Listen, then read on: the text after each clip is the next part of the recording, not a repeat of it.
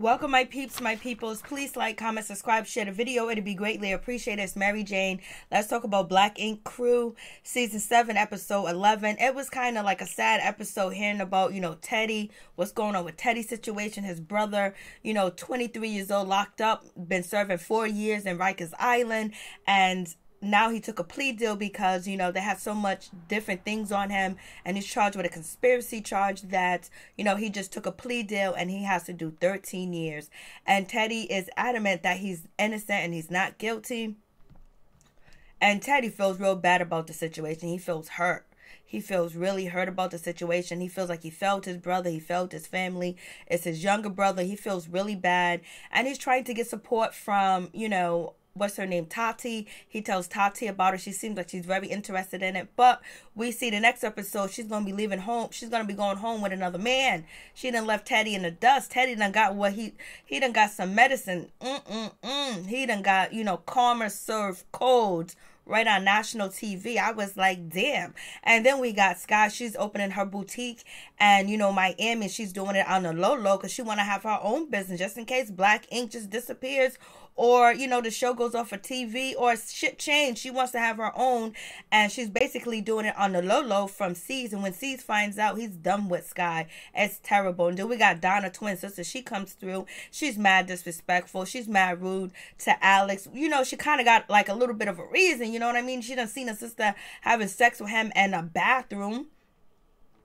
And what does she think about him? And then on top of that, his name is the Vagina Slayer. Even though I like Alex and I think Alex is actually good for Donna, she doesn't know that. She doesn't think that. And she feels a certain type of way because that's her sister. Then on top of that, remember we had Alex posting him and Donna dancing at the ski place and Donna being all nasty. And that's when her other boyfriend found out. So, and basically, and then finding out that Alex ain't never introduced Donna to his child, and they've been dating for a year, and he says that he love her. What's going on? Is it because of the baby's mother, or he's not really too sure about Donna, or he's not just one of them guys that bring any type of any female around, his child? And maybe there's some things about Donna he don't like, and he don't want his child to be exposed to it. I was like, whoa, and we know Donna want to have a baby. She want to have kids and all of the other good stuff. So, and she had miscarriages.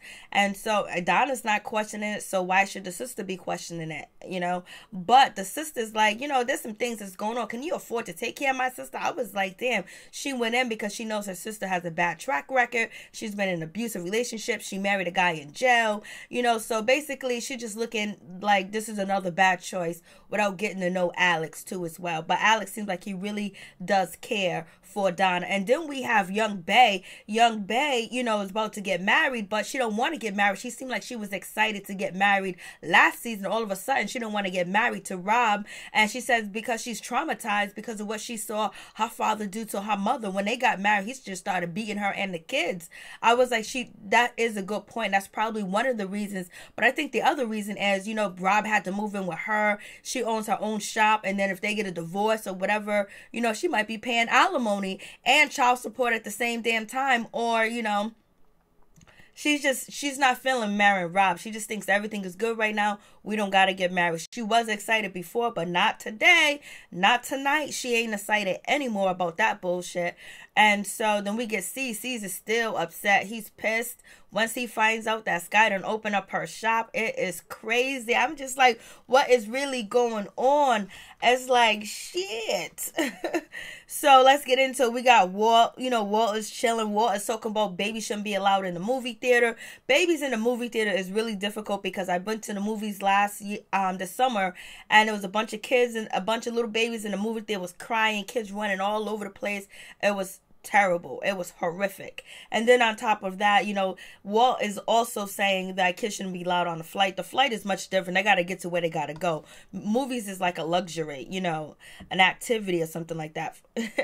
And so we have that situation. Everybody's in the shop chilling, whatever. They making fun of Teddy because he got paint thrown all over his car, and Caesar's posting with the car. And Teddy's like, that should cost me $3,000 paint job to get it fixed. Let me just say this. That is very wrong. But remember, this is TV. And to anybody out there, if you throw paint on your man's car, your ex-man's car, there's not going to be a camera. That's not going to be security. You're probably going to get beat down, and you're probably going to go to jail. So this is just TV. Don't go out there and pour paint on anybody anybody's core at all. It's not a good look. So we have that situation, and basically they're saying that Teddy needs to get a restraining order. He needs to, do something about the situation. Seems like he should have stayed with Jada because, Tati's gonna go home with a man she just met. She dissed Teddy like he wasn't nothing. And so we got, Scott, she calls in sick. She's coughing. As soon as she called in on the phone, I just know it's fake. It didn't sound real. It was ridiculous. And so C's believes her. And she also asks C's if he can watch Dez too as well, because she don't want Dez to know that she won't be home, because Dez would end up telling C's like he did before. So Dez is actually staying at C's house. Allegedly, this is TV. So it's all good. Everything's all good. And then we get, and so, C's is like, it's all good, no problem. It's, and then we get to hear the story about, Donna playing marry, kill, or fuck with, Dez, and Miss Kitty's like, that is so inappropriate. You shouldn't do that. But they continue on with the story. And so Dez says that he'll kill Kit, he'll F, Mel, and he'll marry Donna. He's going to marry a woman just like his mother. And Walt is like, oh my God, you never married Donna. Nobody marries Donna. I was like, come on, Walt, why you got to go there? Nobody marries Donna. Come on. Have we taught you anything? I was like, Walt, you are so wrong for that. I was laughing, but damn, Donna's going to change one day. Donna is going to change. You watch. So we have that situation, and then we get Mel. She comes into the shop. She's looking all sad. She looks like she's about to collapse in front of the door. She got a hat on, and then she was like, I've been having so much problems. And she pulls off her hat, and she done shaved her head, and she went bald because she totally lost it, because she didn't want no more of Lola and her, on her or next to her, because she mixed her dreads with his dreads. So she took a piece of his hair, put it in her hair, and it grew. And so she just wanted him removed from her, period. And, basically everybody's like, whoa. They're all like, we got your back and everything. And she said it's over between me and him, and she's moving to Florida, so she's gonna need to leave Black Ink. She ain't coming back. She's crying. They hug and all this other stuff. Caesar's like, yo, it's not final. You can come back. Just get yourself together. I understand, because I feel like it's too expensive for Mel to actually live in New York by herself, because if her and Lola separate, like, how is she gonna afford to pay rent? Because she couldn't afford it before, especially when they owed that debt. So it would be even more expensive. So she's going back to move with her mother in Florida and be around family until she can figure things out, which is sad. But Lola, he moved on with another woman or another man. He's out the picture. He's gone. And he seemed like he didn't really, he wasn't that attached to Mel like Mel was attached to him, in my opinion. And he didn't like the shine and shit that she was getting. Now she's not going to be on the show and all this other shit. He just basically rocked the whole world, because her world was not surrounded by him. So we got that situation. So everybody's saying bye to Mel. They're hugging her. Caesar's like, you always got a place, So she's gone. It's like, damn, bye, Mel. And Mel, Mel's been around. She's been through some shit. She's been broke. She, been living in an RV, fake wedding, all types of bullshit. She's been through, accused of stealing money, trying to get her position back, and then them begging her to have her position back. And so, C said he totally understands, because he was totally hurt when him and Duchess flew to, Paris, and they were supposed to get married and all this other stuff. So he totally understands. So it's all good. And it's like, damn. And so we have Tati and Teddy in a sneaker shop. He doesn't like her style and picking out the sneakers. He tells her the story about his brother. She was like, oh, I'm so glad he's opening up to me. He's such a private person, blah, blah, blah. But she don't really give a shit about him, because she went home with another man in front of him. That's what the clip looked like. And basically, Teddy tells us that his brother's been in Riker Island for 4 years, and, he's never committed a crime before. He doesn't have a record. So at 23 years old, he was a baby in there among the wolves, it's just sad. Like, my heart goes out to, Teddy about that situation with his brother being 23 too as well. That's just sad, man. 13 years behind bars. And then he had to wait 4 years for a trial. What the hell is going on? Like, is that backed up? So then we get on to Rob, and we get Young Bae. They chilling in the house. The mom wants, she's going to be leaving, and she wants, Rob to marry, Young Bae and all this other good stuff. She brings out a wedding dress and all this other stuff. Young Bae is trying to not, tell Rob what the mom wants. And the mom was able to say wedding. So I'm thinking the mom, she's able to say a lot of things lately. Thank you. Get away from me. Like, you know, they try to act like she don't speak English. She speaks fluently English, I bet you.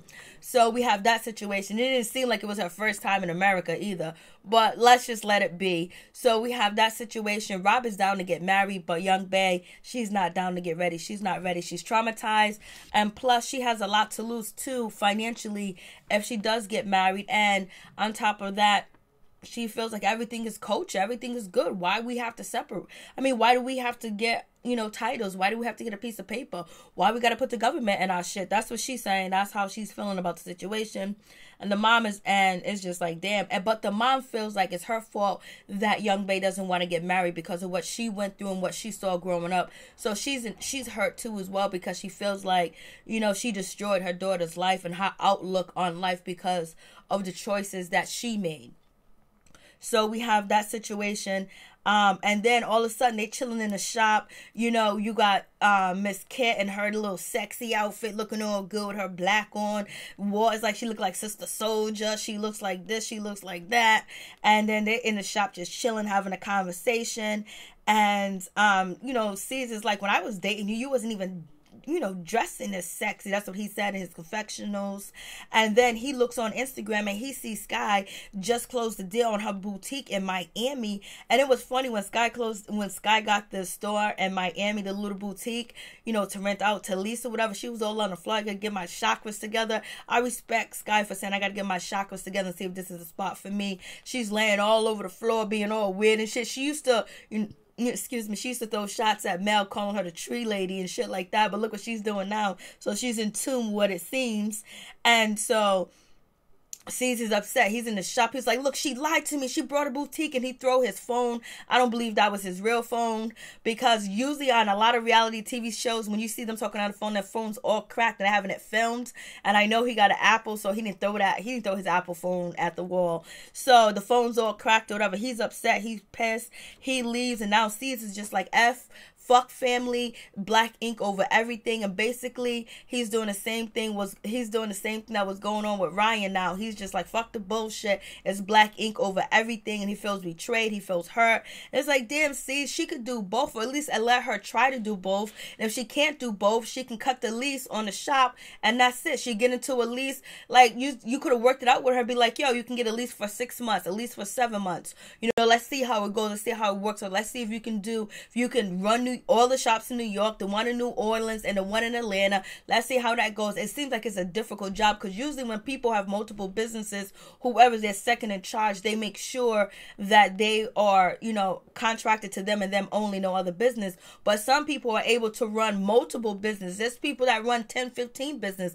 families that run businesses. Like, it's not impossible. Caesar's making it like impossible. I think C's feeling like, you know, Sky's about to abandon him, and he's having an abandonment issue at this time and this point, because we know C's do have abandonment issues from growing up. So I think that's what's really killing it, if it's actually true, because I just don't see C's being that selfish. Like, he be helping and trying to put everybody on. Why would he not want her to do that? Like, it doesn't make any sense, and it just sounds ludicrous too as well. But that's why I don't know if it's real or not, because I'm sure, I don't know, it doesn't seem like it's real. So we have that situation.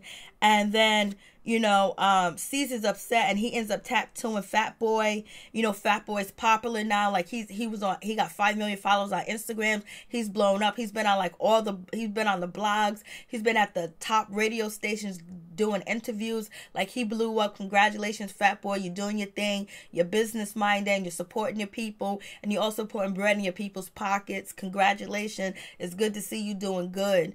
And, you know, you're keeping it up. So C's right now, C says his nickname was Doughboy. And I think Fat Boy said his name used to be Bubba or Booba. I don't know. So we have that situation going on, so it's all good. And then that's when Donna's sister meets up with the Vagina Slayer, and, you know, Alex and Donna. Basically, she already insults Alex from the jump, you know, calling him, you know, telling him he needs to eat more because he's skinny. She totally had a nasty attitude. I think she did it for the cameras. I think Donna told her to, you know, do whatever you got to do so you can probably be on the show. Act like I usually act, or maybe they're just the same because they are twin sisters. And basically, she's just asking Alex if he got enough money to support her, which is, you know, a good question, but like right away, you don't even like it would have been better if her sister could have got a chance to be around Alex more and feel him out, watch how he treats Donna, watch how he talks, like if he calls her back, like his move, his gestures, if he's controlling, if he's not, if he's selfish. Like she should have just felt him out. She end up, stopping her chances to actually give Donna information that if this guy is good for her or not, because she ended up just going off and not doing what she came there to do. She came there to find out if Alex is good and meet him and see if he's good for her sister. But she already made up in her mind before she came that he wasn't, because of the because of the sex tape and all that other stuff. So the shit went bad. They end up, the sister ended up walking off and bouncing and walking away and leaving. Then her and Donna meets up and they end up getting into an argument. Donna was like, "Get your effing ass out of here. Your trip is cut short." And security jumped in right away because they probably was going to be wilding. Them two big girls going to be wilding.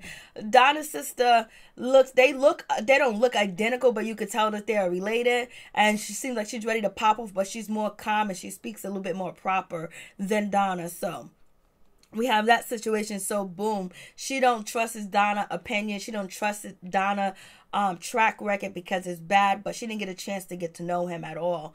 Donna's not even, Donna is that rude, because look how she treated, the new girl, the new reception. She treated her like, damn, she treated Toke like shit.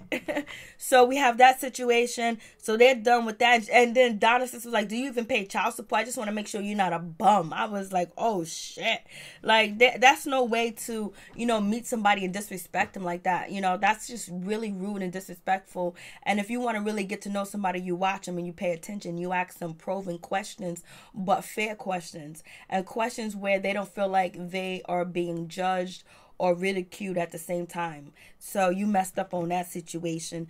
But I don't know if that's the first time, she met him, because I could have sworn on Donna's IG that he met her sister, but maybe not.